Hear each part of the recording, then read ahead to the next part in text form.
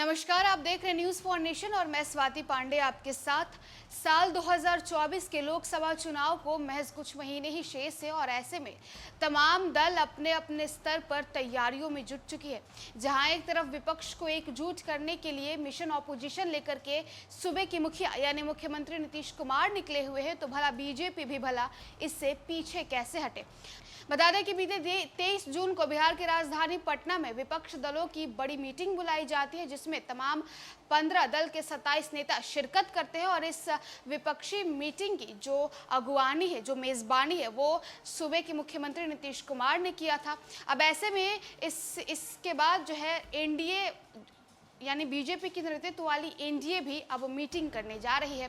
बता दें कि 18 तारीख को दिल्ली में एनडीए की बड़ी मीटिंग होने वाली है। अब इस मीटिंग में बीजेपी भी किन किन मुद्दों पर निशाना साधेगी और किन किन चीज़ों पर इस पर मीटिंग होगा, खबर क्या है पूरी डिटेल में हम आपको बताते हैं। बताते चले कि लोकसभा चुनाव के पहले एक ओर जहां विपक्ष अपने को मजबूत करने के लिए विपक्षी एकजुटता की कवायद में जुटा है, तो दूसरी ओर एनडीए भी अपने कुनबे को मजबूत करने में लग गई है।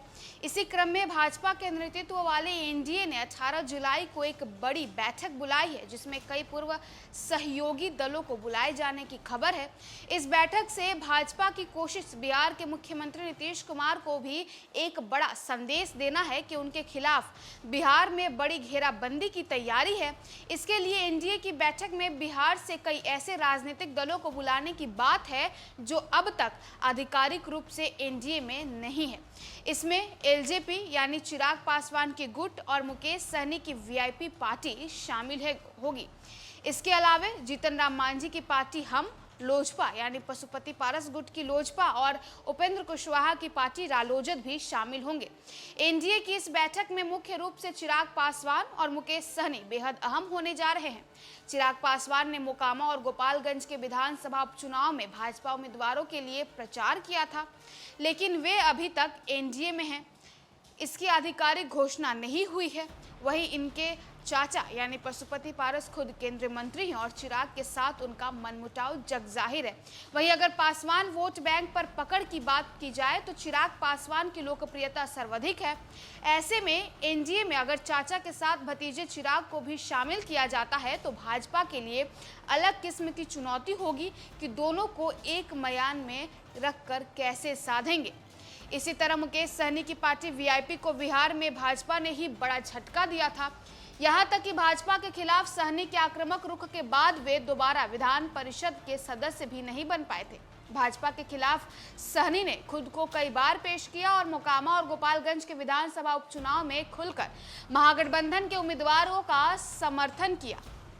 इसके पहले हुए विधानसभा उपचुनाव में पार्टी ने भाजपा के खिलाफ उम्मीदवार भी उतारे थे, लेकिन हाल के दिनों में सहनी को लेकर केंद्र सरकार की ओर दोस्ताना रुख अपनाया गया है। सहनी को गृह मंत्रालय की पहल पर केंद्र सुरक्षा एजेंसियों का सुरक्षा कवच मिला।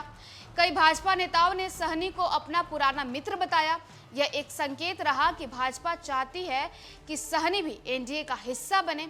ऐसे में 18 जुलाई की बैठक में सहनी को शामिल कराने के लिए भीतर खाने बातें होने की चर्चा जोरों पर है।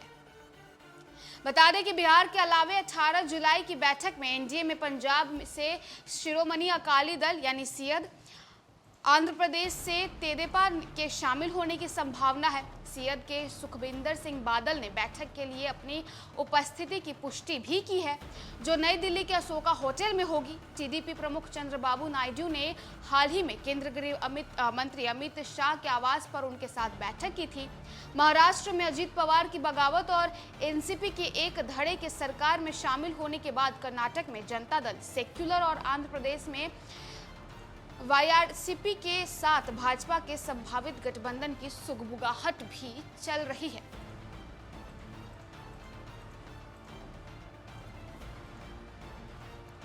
तो देखिए, बिहार में सीएम नीतीश कुमार को घेरने के लिए बीजेपी मेगा चाल चल रही है, जिसके लिए महा बैठक भी बुलाई जानी है। 18 जुलाई को दिल्ली के अशोका होटल में ये बैठक होगी, जिसमें एनडीए के तमाम जितने भी दल हैं वो इस बैठक में शामिल होंगे। और इतना ही नहीं, बिहार की तरफ से भी कई नेताओं को बुलाया गया है, जिसमें वीआईपी से मुकेश सहनी और लोजपा रामविलास से चिराग पासवान को भी बुलाया गया। वैसे इस 18 जुलाई का असर साल 2024 के लोकसभा चुनाव पे पड़ेगा या नहीं, ये तो भविष्य ही तय करेगी। फिलहाल इस खबर में बस इतना ही, और भी वीडियोस और अपडेट्स के लिए आप देखते रहे न्यूज़ फॉर नेशन।